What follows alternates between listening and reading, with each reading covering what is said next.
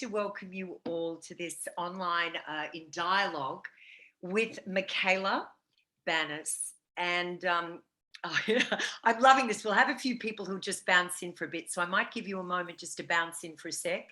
All right. So welcome everybody to this online presentation in conversation with Michala Banas. Michala, thanks so much for being with us tonight. I really appreciate it. We all do. Actually. Bravo. Just to introduce you to Michala, she is a multi-award winning film, television and theatre actress, and it kind of blew my mind yesterday when we were talking, and she said that she's been in this business now for almost 40 years. She did her first professional job, I believe, at 2 in a commercial and then 5 in a film in New Zealand. And so, thank goodness, moved to Australia and has had this extraordinary career as an actress in theatre, just some of her credits at the Queensland Theatre Company, the Melbourne Theatre Company, and her own company that she began with a group of wonderful actors several years ago called the Kin Collective. And that was when Michala and a group of wonderful actors were working together with Larry Moss, and Larry Moss encouraged them all, start your own company, put on your own plays. And in fact, they did that. And a group of wonderful actors and who have directed each other and been in terrific productions and award-winning productions, and also in television. And if I just list some of the credits, it was kind of extraordinary, Michala, to revisit this. And some of the actors, the team from 16th Street know, Michala and I actually worked together many years ago. I played Michala's mother. And so that was several years ago. But before then and after that, she has worked in television of late, Joe Exotic, Miss Fisher's Modern Murder Mysteries. These are just a few that I'll mention. Halifax, Bad Mothers, The Nowhere Boys, Upper Middle Bogan, Beaconsfield, Winners and Losers, Neighbours, McLeod's Daughter, Always Greener, Something in the Air, and on it goes. She's been in shows that have been celebrated, nominated, awards for the ensemble, and also Michala received a Helpman Award for a musical that you did, Michala. I didn't know that you were a kind of a triple threat, that you could do it all. So there you go. And now a quadruple threat, being intimacy coordinator for 3 years. And Michala, in these 3 years, has already kind of garnered an extraordinary reputation in our industry. She's just, have you just completed working with Saoirse Ronan and Paul Mescal, another Irish actor, on Foe, a feature film, Garth Davis's film Foe. Yep. And then with Sarah Snook in Run, Rabbit Run. As well as working for the Melbourne Theatre Company and Opera Australia as an intimacy coordinator. So without any further ado, I would love to hand it over to you, Michala, because you and I met, we had this wonderful conversation, and you really opened my mind to this new kind of thing that's relatively new on our scene in our industry. Yeah. And what we're going to do is Michala's going to do a presentation, then I'll come back, we'll have a little engaged conversation, and then open it up to you all for a Q&A. So how does that sound, Miss Banas? Sounds fabulous, Miss Gracious. Thank you. So I'm going to just go off now and hand it over to you. Thanks again, Kim. Thank you, Kim. Thank you, darling. Thank you, Kim, and thank you to 16th Street for having me here. I always like to acknowledge that I am on stolen land. I'm on the land of the Boonwurrung people. Sovereignty was never ceded. This always was, always will be Aboriginal land, and I pay my respects to elders past, present and emerging, and of course any Indigenous peoples with us this evening. It's such a big and new thing, intimacy coordination, and I've had the privilege of doing it for the last 3 years. As Kim said, I went to the UK and did my training over there, and over the last 3 years I've been working solidly whilst juggling some acting as well, which is wonderful. So what I'm going to do is I'm going to go through a presentation.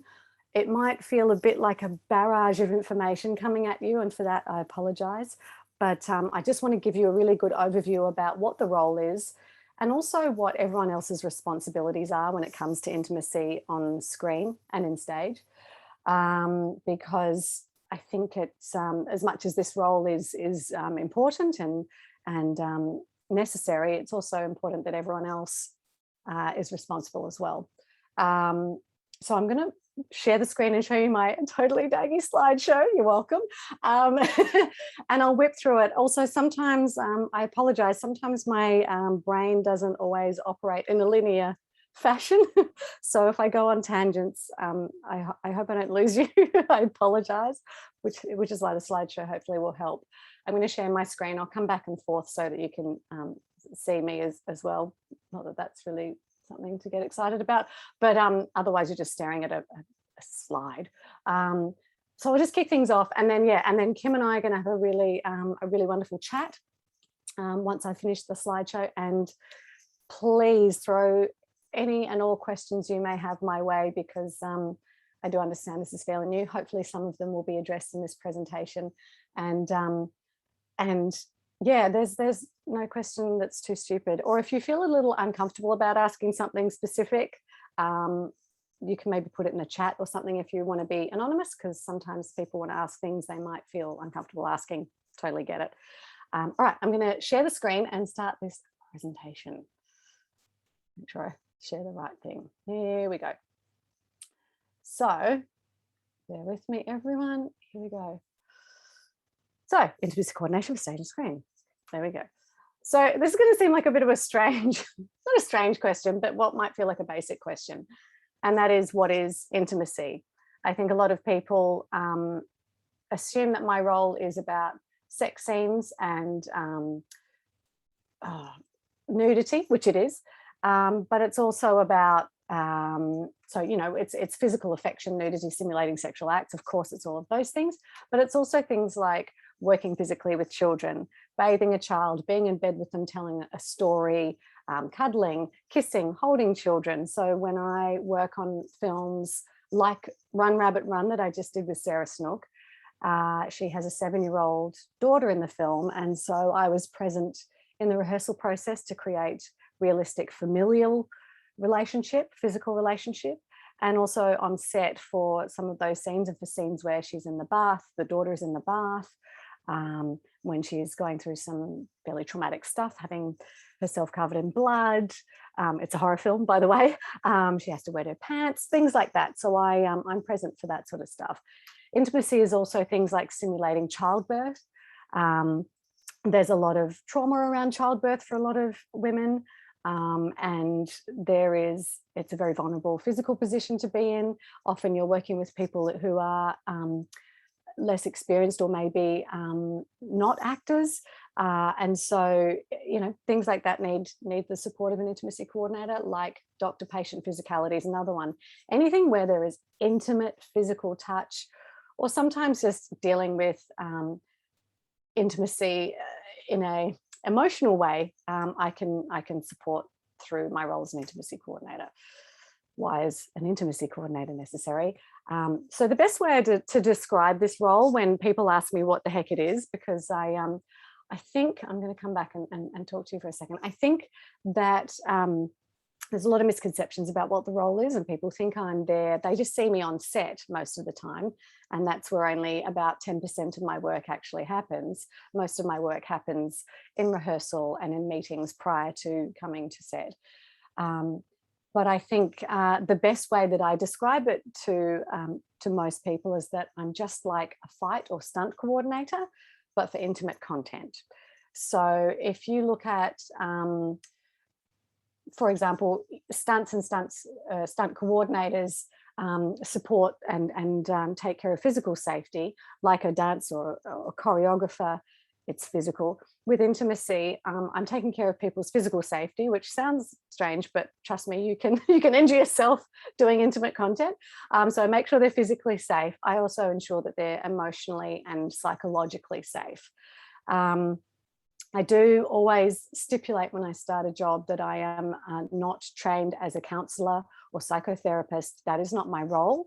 I am, however, trained in areas such as mental health first aid, so that should anyone I'm working with be triggered by any of the material we're working on, I have the information and knowledge to ensure that they get the correct help. But I do always like to stipulate that I'm not a psychologist or counsellor by any stretch. But I am there to help support the safety and well-being of people's emotional and psychological well-being. There's lots of issues that can come up creating intimate content, from just something simple as feeling awkward to inappropriate behaviour to feelings of abuse. I do also stipulate when I start a job that I am not there to combat sexual misconduct in the workplace or sexual harassment in the workplace. I think that's another misconception, particularly because this role sort of came off the back of the Me Too movement.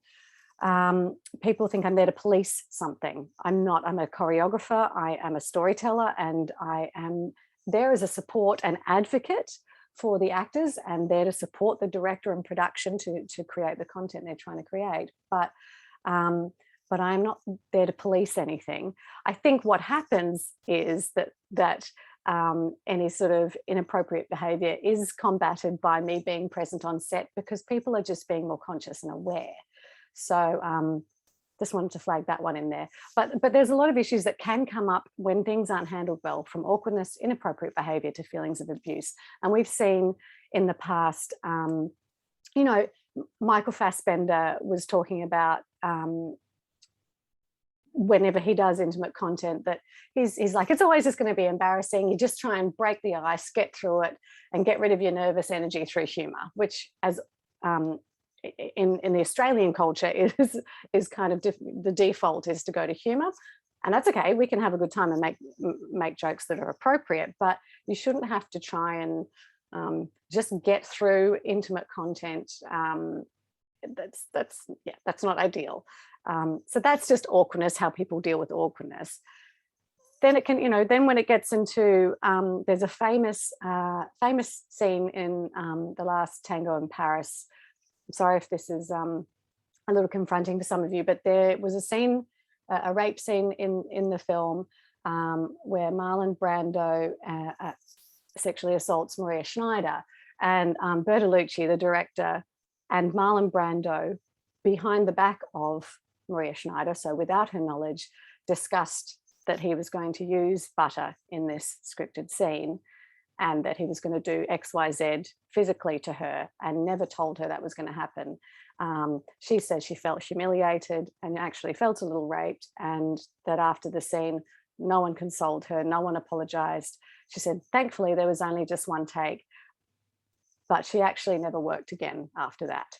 So that's where, if it's not handled well and not supported in the right way, it can become dangerous, and it can cause harm, and for someone to stop their career or stop working or not be able to continue to work. So that's an extreme case, but it has happened, and so my role is to make sure I try not to dwell on the past. I'm trying to have better practice as we move forward, but it's important to create safe practice, and that requires open communication between the producer, the director, and the actor.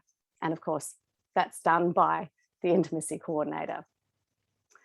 I'm sorry, I'm going to barrel through some of this stuff because I feel like I want to get to the juicy conversation stuff. So I apologize if this is a bit like flippant, but I just want to give you a taster. For those of you who are working as producers, whether you're making short films, independent theatre, to feature films, to working in television, main stage, whatever it is, your role when it comes to intimacy is to identify all the intimate content from initial read of the script, follow the intimacy guidelines, which I'll get to, ensure that all relevant departments are informed of what's required, put necessary measures in place, where possible, hire an intimacy coordinator, and when intimate scenes are taking place, provide gender parity in workplaces whenever possible. That's my first request when I work on a production, is I always ask, when possible, if we can have gender parity on set or in the theatre space. Directors. A director's role is to discuss all intimate content with actors prior to auditioning. This one's a big one. Prior to auditioning, I think the conversation needs to happen early, really early, before actors audition. Give them a heads up that there's intimate content and what it is. In the audition process, that conversation needs to continue. It needs to continue once you've cast the actors, before they sign their contracts or before they negotiate their deals. You need to ensure they're clear about it throughout the rehearsal process, throughout performance. This is an ongoing conversation. I think a lot of directors in the past have said, oh, when I met them, when they auditioned, they said they were fine. 2 months later, we're shooting the film and they don't want to do this anymore, and the script has changed and there's new stuff in the scenes. And so it's about keeping the conversation open and ongoing throughout audition, rehearsal, shooting, and editing if you're open to that. And that conversation, it requires you to plainly describe and discuss in as much detail as possible all intimate scenes with your actors. Storyboard for clarity whenever possible. That's always really helpful. I use those. I have 2 of those little, as pictured, I have 2 of those little mannequins that I use to help us find shapes of scenes, etc. Because sometimes we can't explain or express the positioning we want. Be specific, choreograph the scene, and do not change it without discussion and consent. And I throw this out to the writers that are joining me as well, that when you're writing intimate content, if you want something specific in a scene, write it, because otherwise it's up for interpretation. If you want it left up to interpretation, by all means. But I often get a script and it says they make love or they have sex. What kind of sex, what position, who's initiating it, why? And so my job is to, with the actors and director, determine all of those factors. So if you've got specific things in mind, please write them. And if a director has a specific vision in mind, please specifically and clearly discuss and ideally storyboard. Actors, take responsibility. Hopefully you will have an intimacy coordinator like me on your set or in your rehearsal space. But you're also responsible for yourselves and each other. And so I think that's a really important one. It's not just up to everyone else, it's up to you as well.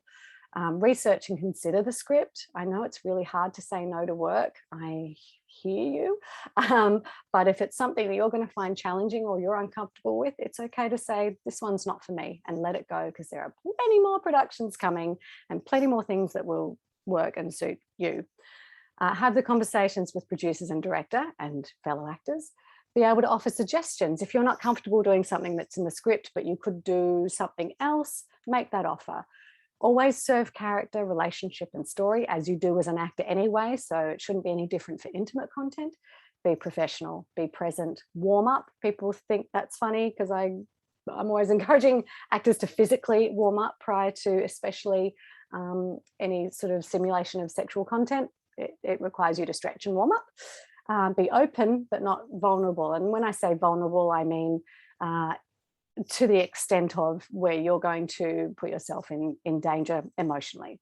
Be specific, choreograph the scene, do not change it without discussion and consent with your fellow actors, director, and intimacy coordinator. I mean, there's a lot. I'm barreling through. Assistant directors and stage managers play a role when it comes to intimacy.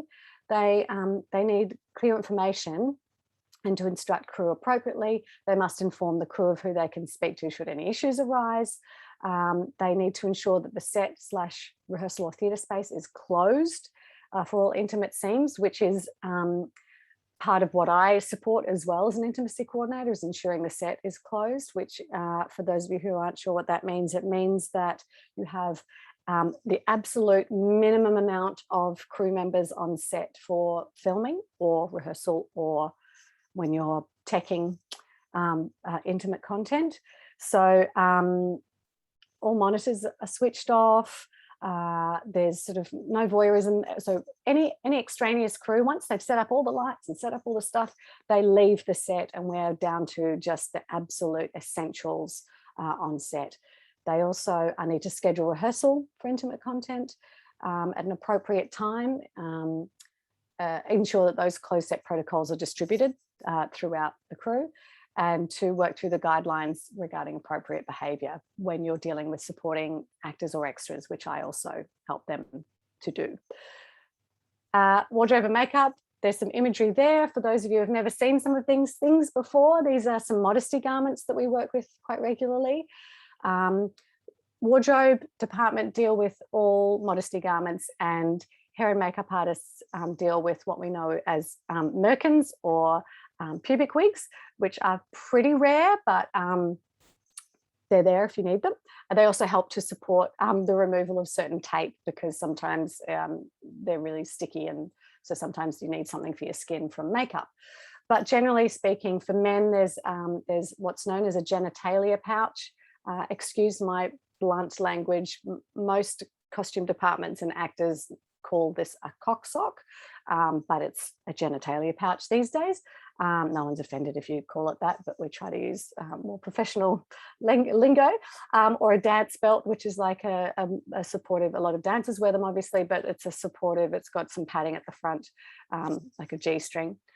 Women have genitalia cover, which is called a shibu, which you can get for men as well. They're called a hibu, which is down sort of the bottom right as the female one. And that's a sideless G-string that sticks just above the pubic line, goes under and sticks between the gluteal cleft or bum cheeks at the back.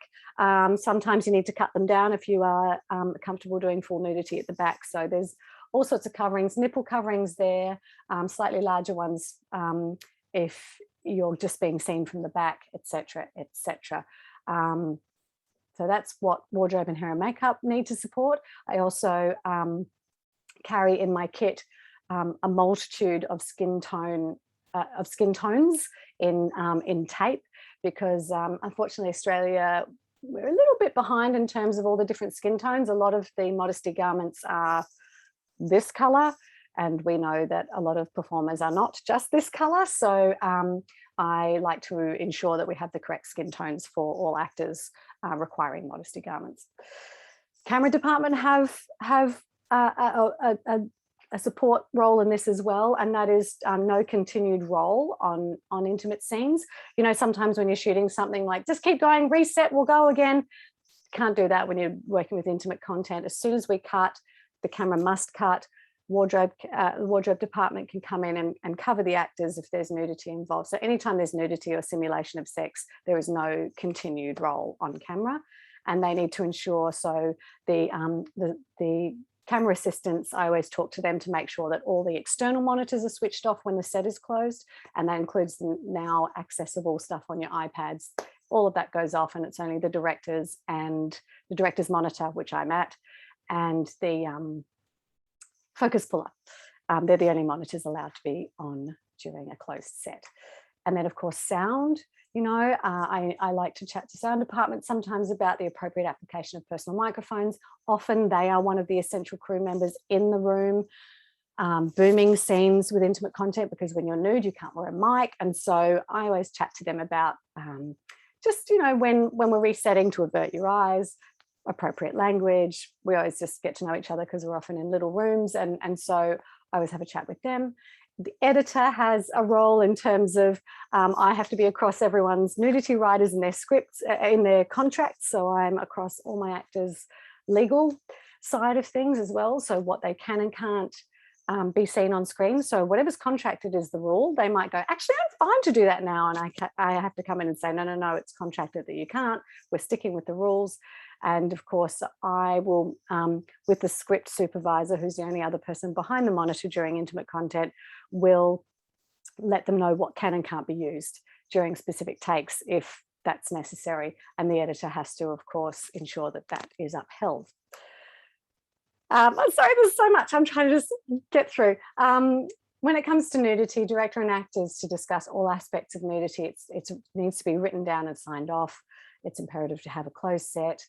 Nudity only between action and cut. So if you are in theatre, it's not okay to be nude backstage. That's not appropriate. There is no action and cut in theatre, but if you are on stage nude and you leave stage, you need to immediately put a robe on. Just because you're comfortable being nude doesn't mean everyone else around you is comfortable with you being nude.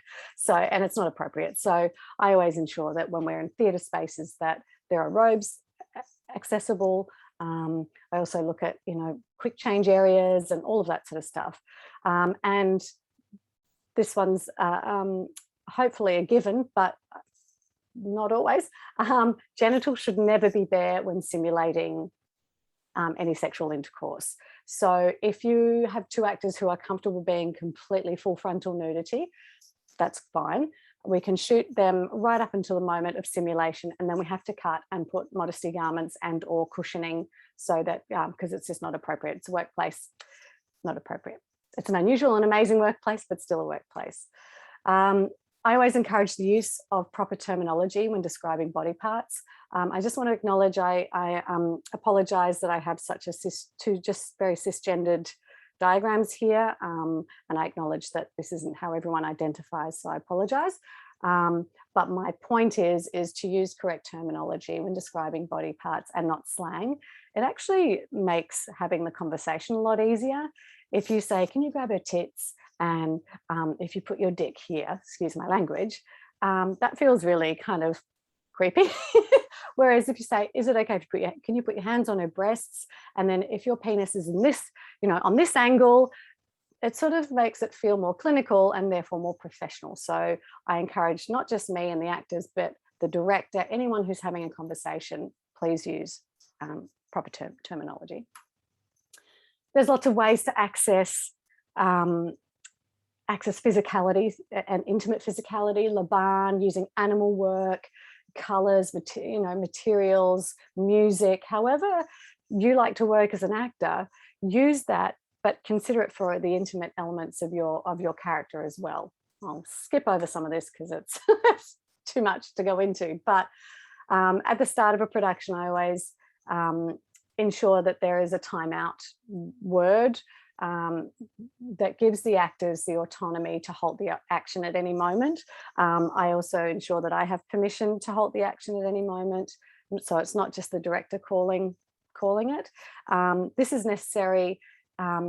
So depending on the scene, we'll choose a word that's not in the scene, obviously, but this is necessary obviously for arousal. So I do get asked a lot about erections and what happens and is it normal and what do you do? So if someone is aroused, be male, female, or however you identify, if there is arousal during a scene, it's not appropriate. It's totally natural and totally fine if it happens, because that's okay. We're doing what we're doing. It's likely and possible that it will, and it's not a problem, but it's actually not appropriate. So you do need to halt the action if you become aroused. You need to halt the action if you are feeling triggered, overly emotional, particularly vulnerable, that something that's not fitting for the scene, that you feel uncomfortable emotionally for whatever reason, you need to halt the action.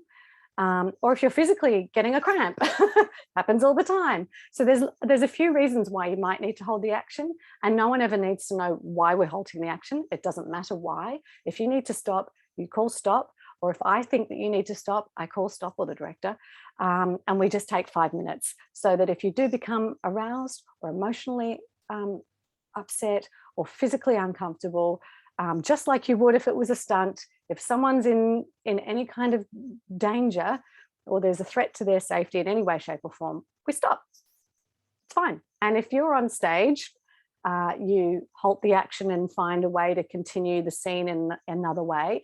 And ultimately, if you're in a really bad way, you leave the stage, which sounds like a big no-no. But frankly, if anyone's in danger, you leave the stage. You can just come back on and keep going. It's not the end of the world. That's my opinion for what it's worth. Never happens, but knowing that you have the autonomy to do that is really empowering and makes you feel braver and more comfortable and safer. And I think that's what people think about what I do, is that it's restricting, or that people think I'm restricting them by giving them these boundaries. We have to have boundaries and consent and choreography to whatever degree. And the opposite happens. I just worked on a film where the producer said to me, I don't think the actress is going to be up for very, very much, blah, blah, blah. I spoke to her. She's never worked with an intimacy coordinator before. We had a chat. We got to know each other. And she's like, oh my God, I'm so comfortable with you.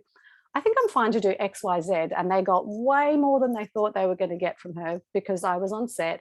She trusted me and she felt like she was supported, so she could be free to do the things and be bold and be brave. So yeah, so giving people the autonomy to hold the action is a big one.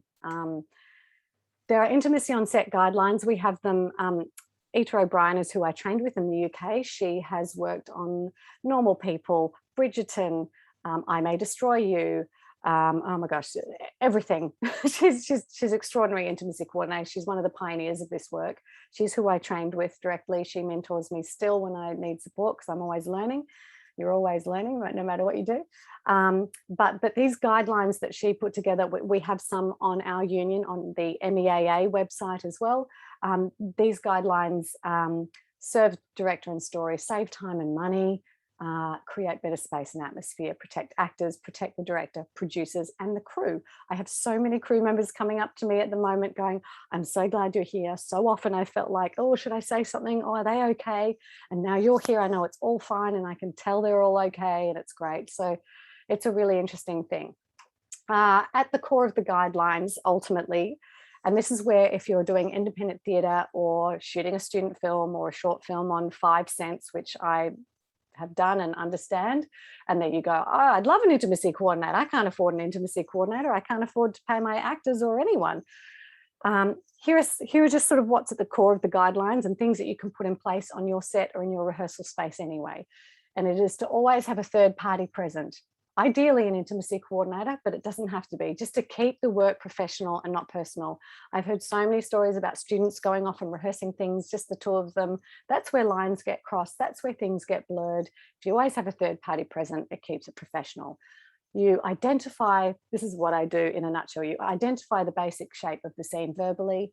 You do an agreement of touch process, which is going through and mapping out what's okay and what's not okay for each person and to be touched. That's required for the scene or for the moment. You sculpt the physicality of the scene, both with touch and in saying words. You repeat it until it's in its body memory, and then you sculpt in the character's emotional journey. I mean, that's at the core of ETA's guidelines. That's sort of how I work. I'll come back to that a little bit. Actors, it's important to de-roll and come back to self. We have so many processes and how to get into character, how to go there, and that's wonderful. But you also need to be able to come home at the end of the day and feel like yourself and feel like you're back in your own body, in your own spirit. So create, find, develop de-rolling processes for yourself, especially if it's challenging material, and use it so that you are always looking after yourself. It's important. Everyone, crew, actors, everyone needs to leave the work behind. And I'll touch on a few more things in a second, but I always want to thank Ita O'Brien, MEAA, and the Equity Foundation. There's a couple of little websites to check out. Ita's website, intimacycoordinatorsaustralia.com, which is a fairly new website with me and a couple of other intimacy coordinators, has a lot of information on there. And the Arts Wellbeing Collective is really wonderful because they have great stuff on de-rolling, on touring, all sorts of really useful stuff for performers and crew in general. Oh yeah, there's my little thank you. Oh, adorable. I'm going to stop sharing now. And just before I bring Kim back in, basically what I do is when I'm sent a script, I do a full script assessment. I have, which is where I pull out every single moment of intimacy in the script. Because producers will be like, oh, here's the script, there's 3 sex scenes. And I'll go, oh yeah, there are 3 sex scenes. There's also 8 other scenes of intimacy in your film. Here, here, here, and here. And they're like, oh wow, I hadn't thought of that. A child having a bath, someone giving birth, someone getting out of bed in the nude, or, getting dressed in the morning. Are they nude? A man without his shirt on. That's intimacy. I never make any assumptions. I just worked with someone who's done a lot of intimate content before, but I don't assume that he is comfortable with it, because he may not be. I try not to ever make assumptions, because I think that's key to this work, is starting on a really even playing field. I then, so after I do this assessment, I send it to the producers and director. I have a chat with the director about what they want to achieve with the intimate content and get as specific information as I can. I then have one-on-one conversations with every actor required to do intimate content in the project. And that's really important. That gives each person an opportunity to say to someone who is part of the production, but not in a position of power, like a director.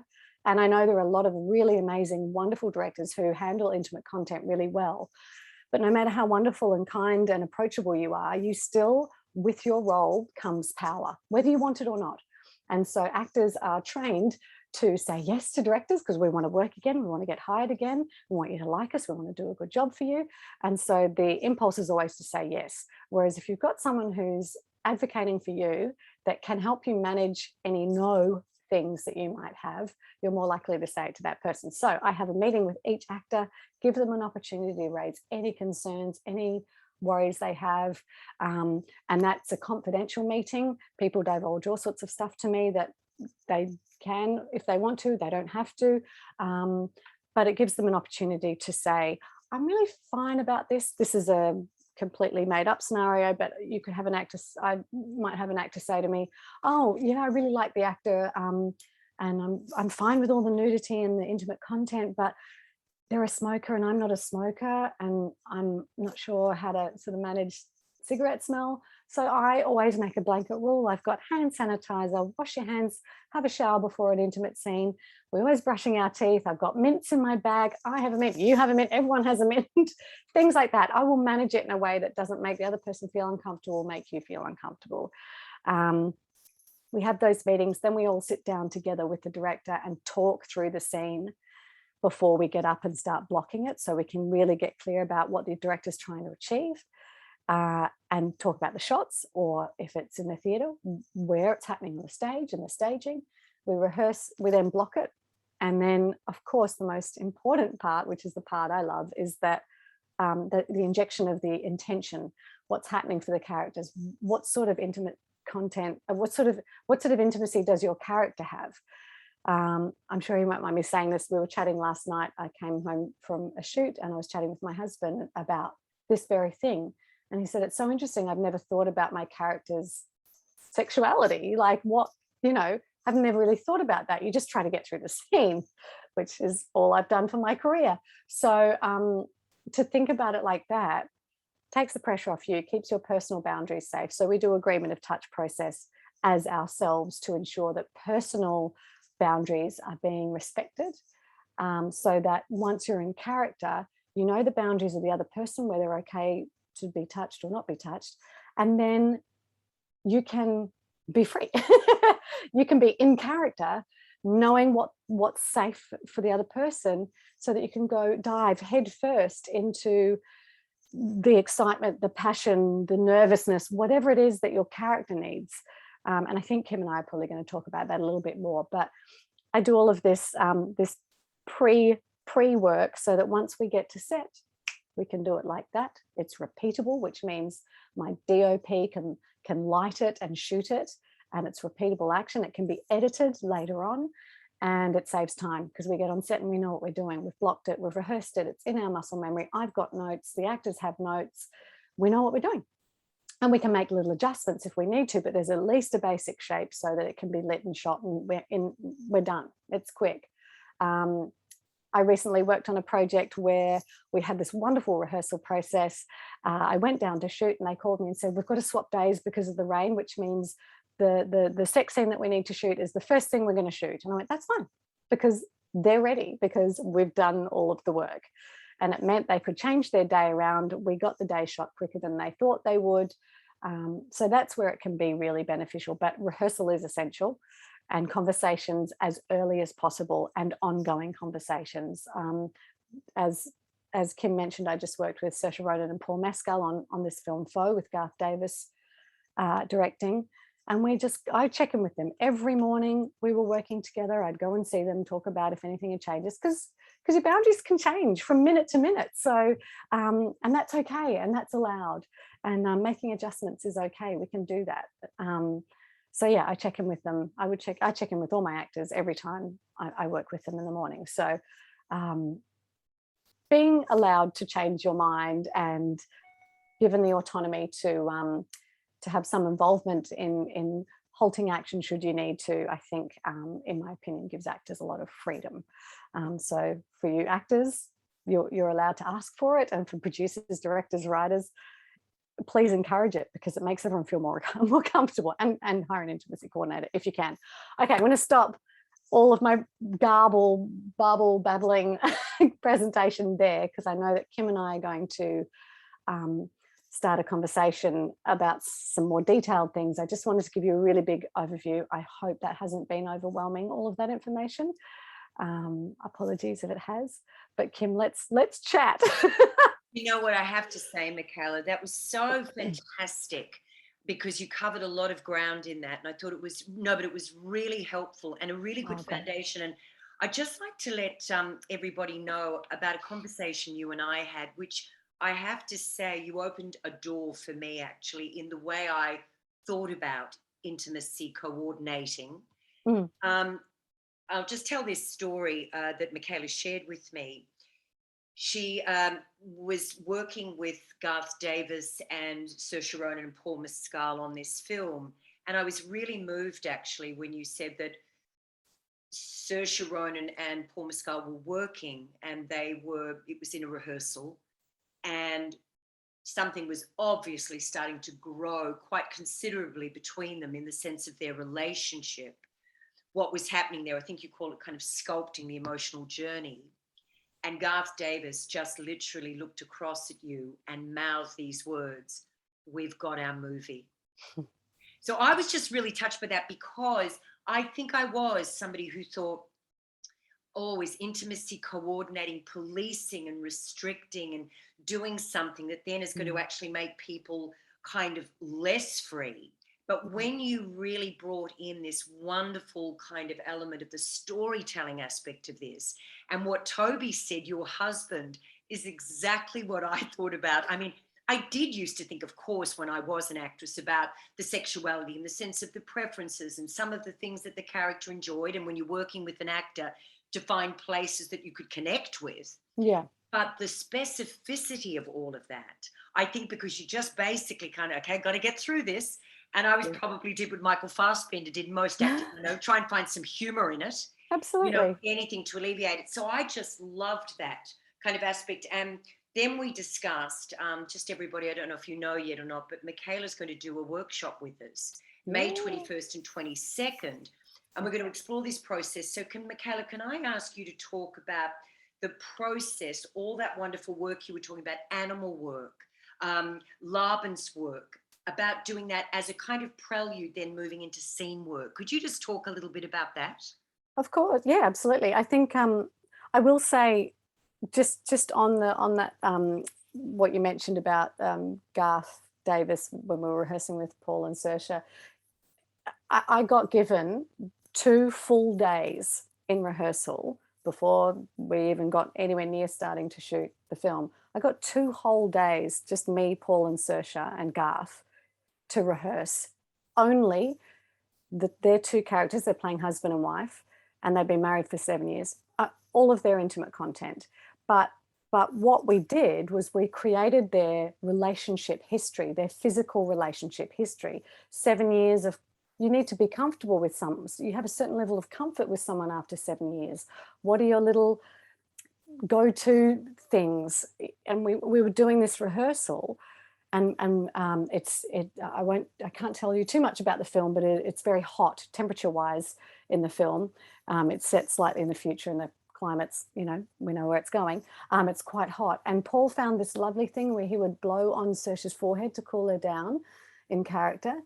And so that was like this little thing that they decided he would do for her. It's a really romantic, sweet little gesture.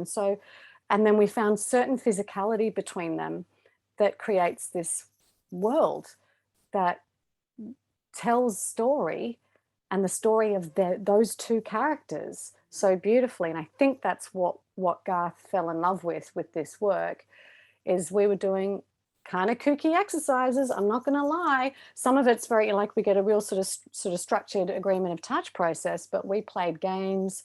There's stuff in the script about his hands, and so I got them to completely explore each other's hands, because I've been with my husband for almost 7 years. If you put his hands in a lineup, I know his hands like that.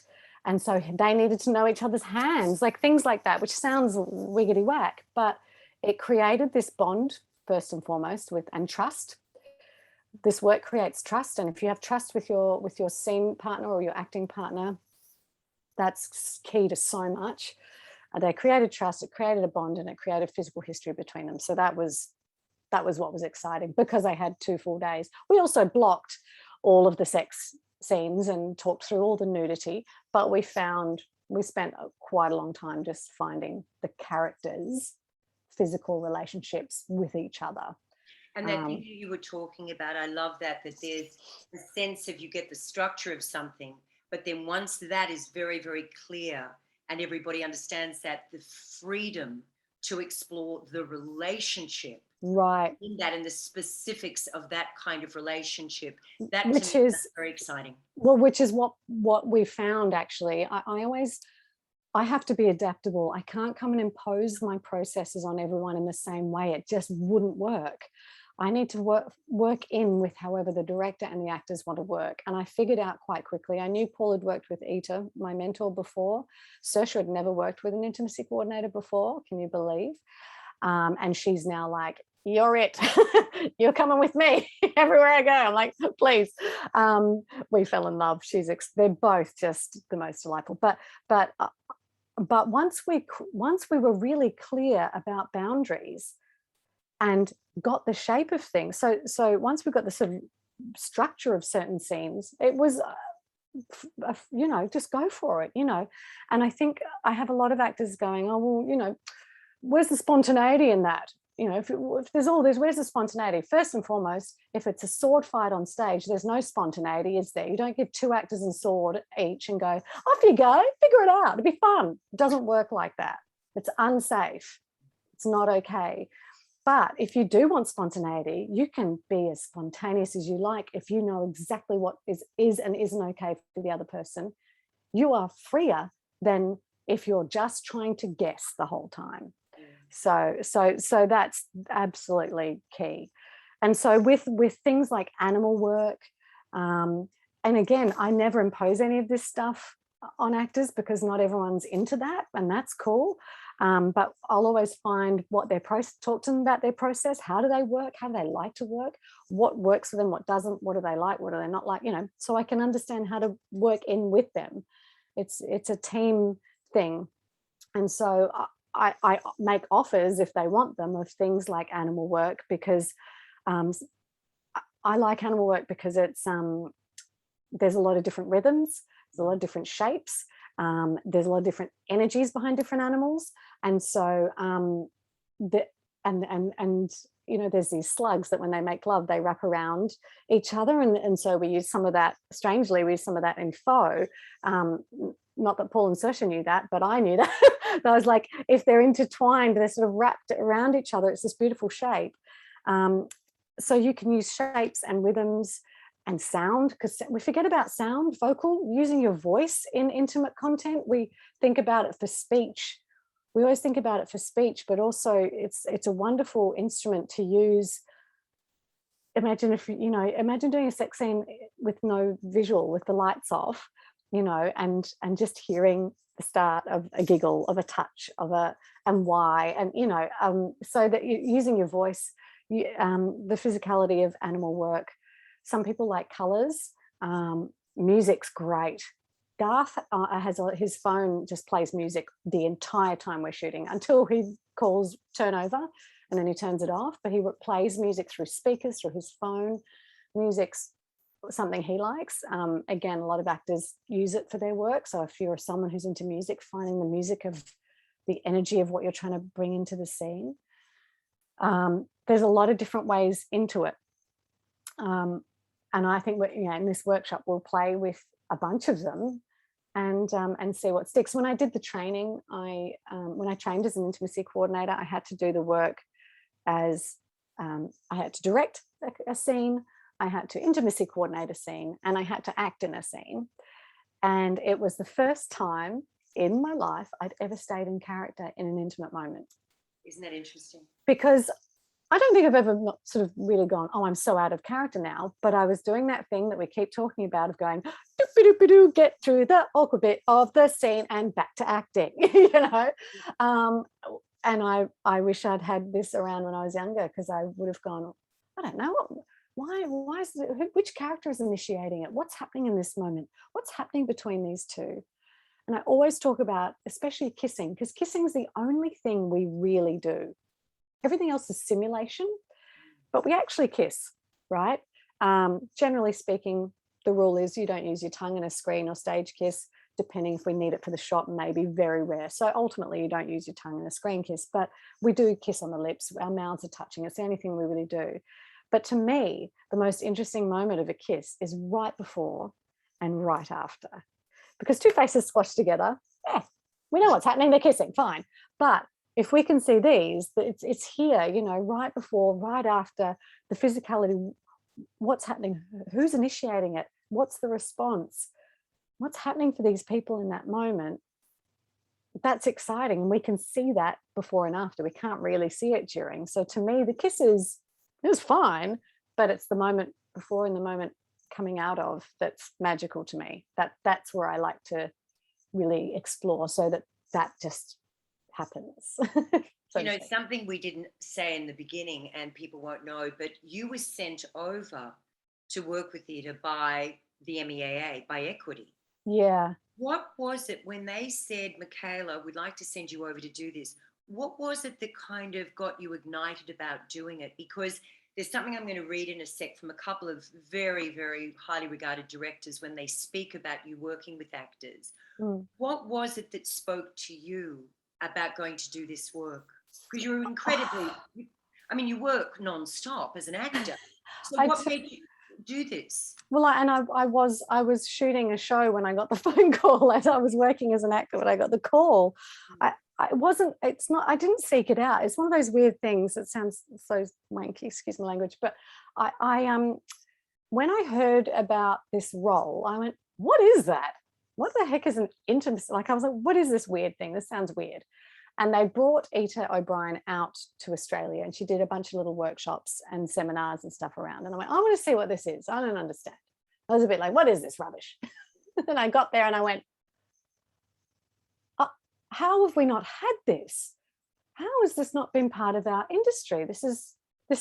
My mind was blown, to be honest, Kim. Like, I was kind of, yeah, my mind was blown. I can't believe I've had a career that spanned over 35 years and never had the right support I do for stunts. And I can't believe this isn't a thing. This should be a thing. And I'm quite an outspoken person in some areas of my life, not all, but well, my husband might disagree. No, I'm quite, when I'm passionate about things, I'm passionate about them. And I just kept going to the union. We've got to get this here. We need this here. There are so many young actors that aren't getting supported through this stuff, and older actors of all ages, genders, you know, race, all the things, you know. So I said, we're not being supported, and directors need the support, and productions and crew and everyone, you know, why we need it. And then there was a big Safe Theatres forum that I was invited to, and I was banging on about intimacy coordination. We need to get people trained and get them over here. And someone needs to do it. I kept saying, we need them. And then the Equity Foundation called and said, well, we agree, and we're managing to get 2 people sponsored to go to the UK, and Ita and we think that you should be one of them. And I was like, why? Because I'd participated in this workshop and she thought that I was the right person for it. And I thought, well, put your money where your mouth is, you know, don't sit there going, someone better do this, someone could change this industry. And so I was the first in the country to be trained and work as an intimacy coordinator. Nigel Poulton was the first to be trained by Alicia Rodas in the States. So technically he's the first ever intimacy coordinator in the country, but I was the first to go to the UK.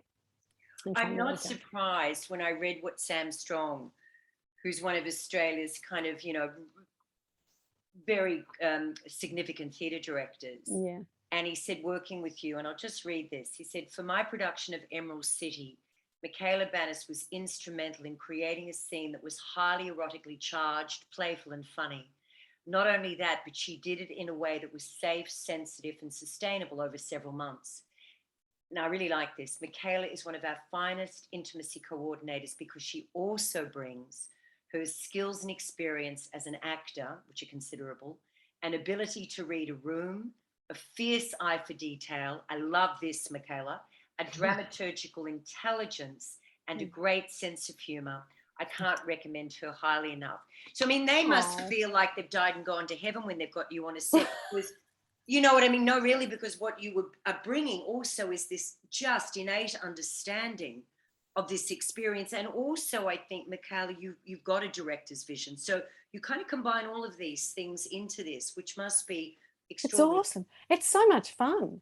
If I get to do my job fully, that's exactly what happens. And I think actors like that I'm an actor because I know what it is to be in your shoes. Yeah, And that's so important. I think people feel really seen in some ways.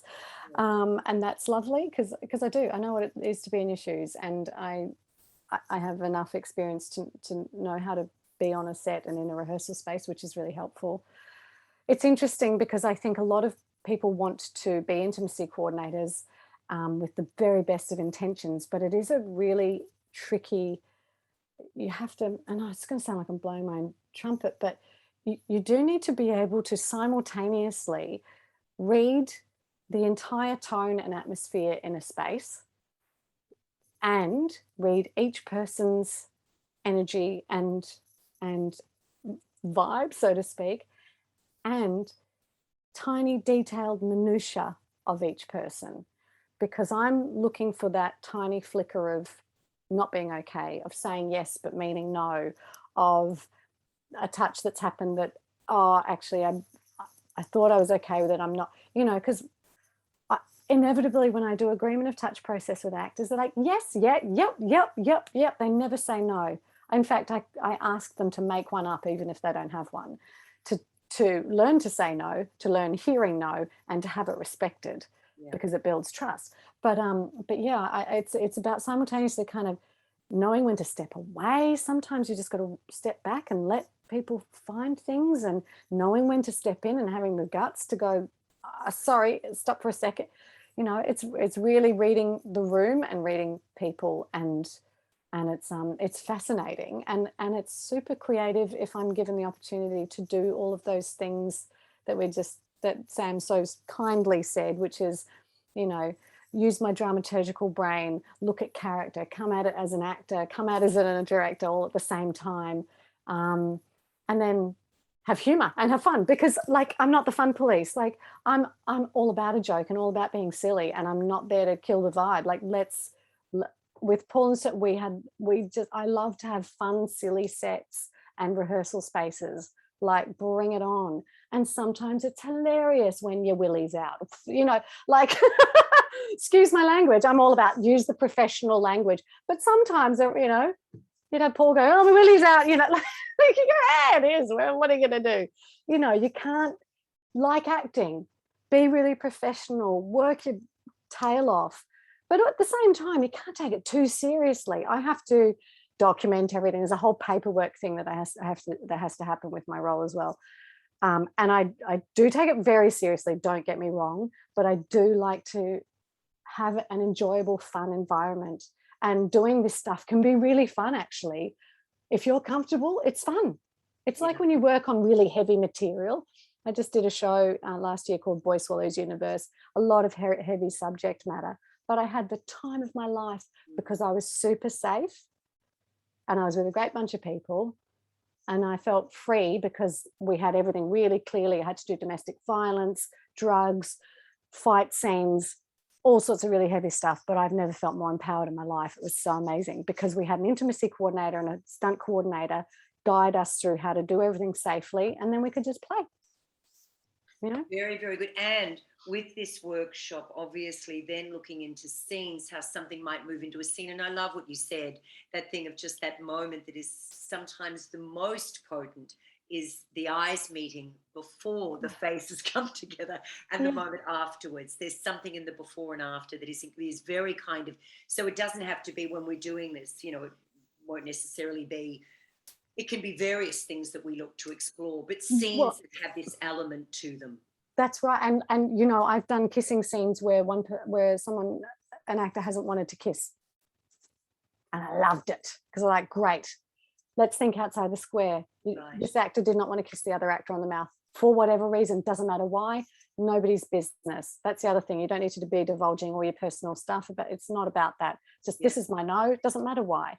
And it might have been they were nervous about COVID. It might have been that they didn't feel comfortable with that person. Doesn't matter. Irrelevant. We're honoring that and respecting it.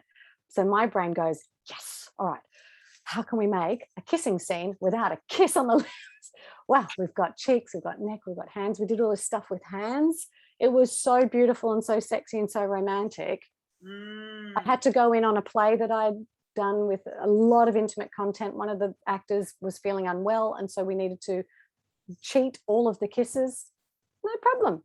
I went in and went, here you go, here, upstage, downstage, hair, neck, kiss the neck.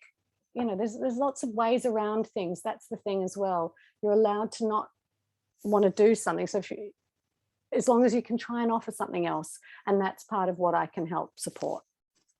Terrific, my darling. Well, what I'd like to do now is open it up to other people to ask questions. Yeah. So can I invite everybody to come to the screen? So press your little video buttons. Come back on, everybody. Hi. Hi, everybody. And please, if you don't want to come on, but you've got a question exactly what Michala said, please feel free to write a question in the chat. And I'll be, delighted to ask it on your behalf. Let me just see. Hello, everybody. We've got a few people there. Hello, hello. All right. So is there anybody who would like to ask a question who's on the screen? Anybody got something they'd like to ask? Yes. Luca Sardellis. Wonderful name. Go for it, Luca. Hi, I have a couple of questions. My first being around the practical side of the training. Am I correct in the fact that there's still no training in Australia for intimacy coordination? So do you have to go to the UK for that? And how long is the training as well? Yes, this is a big one because we desperately need more and more coordinators, and lots of people want to become coordinators. There is the online element of training is available through Intimacy on Set, which is Eva O'Brien, Alicia Rodas, who is Intimacy Directors and Coordinators International. She, who pioneered a lot of this work in the States, is the other one. Amanda Blumenthal has some online training, and that's really comprehensive. They all do really comprehensive online training, but there is, of course, as you just said, the practical element of it, which is, things like logistics, like placement, etc., the actual physicality of it. It used to be, again, apologies for my language here, but it used to be just kind of dry humped each other and just hoped for the best. That is not how we need to simulate sexual content now. There are ways to place yourself so that whether it's with barriers, without, etc., but cushioning, sorry, there's always a barrier, but whether there's cushioning or not. So there's logistical stuff that needs to be learned, and that really needs to happen in person. And unfortunately, at the moment, there is no training in Australia, but I'm working on it. It just takes time. These things, I've been a coordinator for 3 years, and I've only, finally, you spend a long time doing the training. So you do initial training is not very long, but then you have to do a lot of hours and days on set and on theatre spaces in order to get accredited, and be mentored throughout all of that. So it does take a while. It also requires you to have at least 10 years of professional experience in order to train at all, which sounds tough because I know a lot of younger people want to start this work, but I actually think it's really important. As I said, I know my way around a set, I know my way around a theatre space, and if I didn't, it would be almost impossible for me to do my job. You need to know who to speak to about what, because I'm coordinating with all of those people I went through in that thing. That's why it's a coordinator role. I speak to wardrobe, first, assistant directors, stage managers, blah, blah, blah, blah, blah. So you do need that 10 years experience. But please, MEAA are on it, I'm on it, and hopefully we can start getting more training happening here, because we need all ages, all ethnicities, all genders, all sexual preferences, all abilities, all kinds of coordinators, because the more the merrier. There's lots of work. Was there another question you had? You said you had two, was that it? Yeah, I also wanted to know, like I've been in those situations trying to like navigate those kinds of scenes with people, and it can always be a bit like, as you've mentioned, weird sometimes. People aren't handling it right. So when you've come into a room with two actors or whoever you've come into a room with, and it's like they don't have rapport kind of with each other yet, and it's all very fresh, like how do you start that conversation? Like what's the first thing you're saying to both of them? How are you beginning that journey? Sit down and talk first. It's conversation. Communication is key to everything. It's communication's everything. So we don't have to get things up on the floor, up on our feet for a while. I want to sit down and talk and get to know each other. I often, in my one-on-one meetings, will, if they don't know each other or if they're new to one another and we're going to be working quite quickly, like I just did on a TV series, we shot everything in 1 week. They had like a day to meet. That was it. I had a half-day rehearsal and then we're in bed. You know what I mean? These people. So what I said to them was, the day before, if you have time, have a coffee. I've got this thing called 36 questions to create intimacy. And it's literally a sit down thing. You can just have a coffee and talk to each other and it bonds you together. And it's this wonderful list of questions that can support people getting to know each other, because you just need to break the ice. So the first thing I do is we'll just sit down and chat and break the ice and be silly and lighten the mood and make sure everyone knows it's not going to be this heavy, like, oh God, we're doing that thing now. And talk through the process. It's the not known, the unknown that people are uncomfortable about. I don't like it if I'm going to do a scene and I don't know what I'm supposed to do or where I'm supposed to be or how I'm supposed to do X, Y, Z. It's not knowing. So if I can give them as much information as possible before we even get anywhere near physicalizing things, that's always helpful. And hopefully the director has thought about what they want, can be really clear about it. Beautiful. Thank you, Michala. I would like to hand it over now to Miranda. Hello. I'd just like to know if there's a scene of domestic violence or something that maybe looks like a stunt but is physical violence between I'm thinking of something I read recently, which was like a scene with a really large man who's sort of choking a woman against the wall. Like it could be seen as sexual violence. Should an intimacy coordinator be present there? And if they're not, can an actor ask for one? Yes and yes. So for any scenes of sexual violence or even really impassioned love scenes, so a scene that's become so super impassioned that he pins her against, or she pins him against the wall, or he pins him against the wall, or she pushes her onto the bed in a passionate moment, anything that's kind of slightly dangerous physically but still sexual in some way, I will work in conjunction with a stunt or fight coordinator. So rape scenes, sexual violence, or super impassioned love scenes, I don't have the skills to manage the violent element of it, the physical violence element of it. That is a stunt coordinator, but I do have the skills for the intimate content. And so we work together. So I just did that on a film with a stunt coordinator. It wasn't a scene of sexual violence, but it was a stunt that required the person to be nude. So we were both there and we worked together, and it's really fun and it can be really great. And that just gives everyone the right level of safety across the board. So yes, and you can, as actors, for those of you who are actors, you can request an intimacy coordinator on anything. Ask for one, and if they can, they will. It's not mandatory, but there's a few of us around. Please ask them to check their credentials, because unfortunately there are a lot of intimacy coordinators working who are not trained, because you can just say that you are one, which is terrifying. So just ensure that you've got someone who has been properly trained. But you're absolutely within your rights to ask for an intimacy coordinator on something, on anything that you feel you might need support with. I just worked with someone who's in their 30s and it was their first ever screen kiss. That's what I mean by not making assumptions. A lot of people go, oh, it's just a kiss, they'll be fine. I'm like, that's a big deal for someone. It might not be a big deal for one person, but it can be for the other. Holding hands can be a big deal for some people, you know. So if you feel like you want the support, ask for it.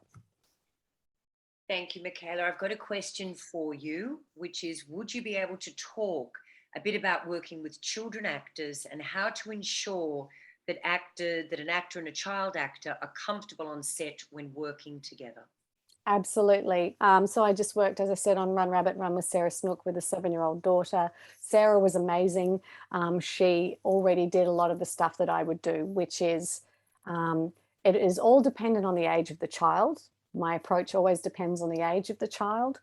And I have to have quite in-depth conversations with their parents about where they're at, because a 5-year-old could be like a 3-year-old mentally, or a 5-year-old can be like a 7 or 8-year-old mentally and emotionally. So it's gauging where the child is at in their emotional world at that point in their life when we're filming, and how the parent wants to help me to help manage certain things. Some parents like it to be really to things to be discussed openly in front of their child. Some parents want it to be managed in a way where we go, we're just pretending and making sure there's a lot of, so it's ensuring I have really thorough conversation with the parent about how they want to manage certain things moving forward if they're doing any content that's confronting or witnessing things or what have you. Games, I use a lot of games with kids to and slowly build up to physical contact. So if I'm working on a parent-child relationship and the adult actor and the child actor are just meeting, I might get them to play a thumb war game, tag, just little things where there's a little bit of contact, and then build up, let them build the trust, get the adult to read them a story so that we can slowly build into, I was an actor as a kid, sometimes like, just hop on that guy's knee, he's your dad. And you're like, okay, but those days are gone. It's important that everyone's comfortable and that kids, some kids are really quick to things and they're like, yeah, fine, no worries, on they get, no problem. Other kids need the time. So I never make assumption, always just slowly building up with games. Games are great with kids and fun for the adult, and you start to build trust and relationship and bond and a sense of play, which is what we all should be doing anyway. Yeah. Thank you, darling. Quintus. Hi, Michala. I just wanted to ask, because sometimes you can work with people who are in relationships on set. So you could work with 2 actors who are together and you're you're intimate with one, or even they could be in a relationship with the director. There's a lot of possibilities. Yeah. I just wanted your guidance about how you would help navigate that. Yeah, so as I said, a lot of my job is navigating power dynamics, actually, whether it's the actor-director power dynamic, which exists, whether the director wields that power or not. I have worked with a real-life couple doing intimate content on screen, and my approach was very similar to if they were not a couple, because what I really, and this is a really big important one, I always make sure that we separate professional and personal. That's my dog, sorry. That's my dog. I always make sure that we're separating personal body and professional body, and that they're not, you're not bringing your personal sexuality into the room, it's your character sexuality. So if when I worked with this couple, I was like, let's check what your personal boundaries are. They didn't really have any with one another, which was great. But I said, but also let's look at what your characters are doing, who they are, why they're doing what they're doing. Like, I make sure there's a real separation so that you can, because that's what happens. And we all know I'm mad for a showmance.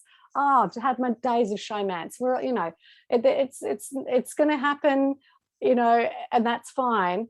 But if you've got a couple or someone's in a relationship with a director, like, that's tricky. But the more you go, this is a professional space, and work with them the same way that you would work with anyone else, and just keep an eye on the power dynamics, because that's when things can get tricky. And look, there's also only so much I can do. So sometimes I've gone into a production, Quintus, where the director does not want to engage with me, or one of the 2 actors does not want to engage with me. I can't make a director want to work with me or utilize me to my full capacity, they might just think I'm there to make sure no one touches anyone inappropriately, which is not my job, not what my job is. And I can't make an actor want to do a process of, you know, agreement of touch or go through some of the steps that I might have on offer, or even I've had an actor who just wouldn't even talk to me. So I can only do what I can do. All I did in that situation was go to the other actor and say, I'm here. This person's not engaging with me, but I'm here for you. I'll keep eyes on everything. Let me know if you need anything, and I will do everything I can to support you in the best way that I can. And sometimes that's all I can do. So if you find that there is a power dynamic going on that you kind of can't manage, you can go to your producers and say, I'm finding this tricky. It's okay to say I need some help or I need support, because, you know, ultimately it's up to the producers to make sure that they've got the best situation on their sets. I think everyone forgets that. I have insurance. I have to be insured as an intimacy coordinator, but ultimately the producers are liable should anything go down on set that's not kosher, you know. So yeah, if you're navigating a relationship that's happening on set that's creating some issues, the producers really need to deal with it if it becomes difficult for you to do your job. I hope that answered the question. Thanks, Quintus. Thanks, Quintus and Michala. Hello, my gorgeous Hamaha. How are you, darling? I'm good. How are you? Very well indeed. You go for your question, darling. Of course, I miss you. I miss Michala, you. thank you. Michala, thank you so much for being here. I think you touched on this a little while ago, but what if on the day the actor decides they cold stop and they just don't want to do that scene anymore? They're in the scene, shots ready, everyone's there, and they just cold stop and they're just not okay to. That's pretty rare, and I think this is why things come down to communication as early on, and why I said actors need to be responsible for themselves. So if you're working with an actor, as I said, being really clear before they audition about what's required, during the audition process, before they sign their contract, clarifying every step of the way, is this okay, is this okay, is this okay?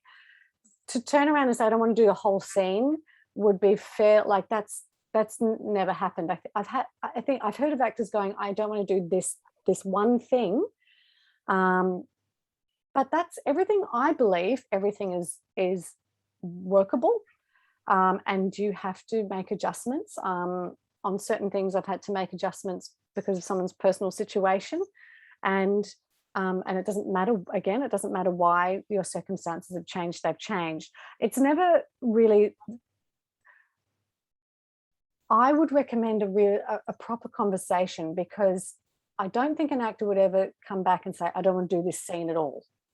I think the actor might say, I'm finding this element of it I'm not comfortable with, or I'm finding confronting today, or I'm not prepared to do anymore, whatever.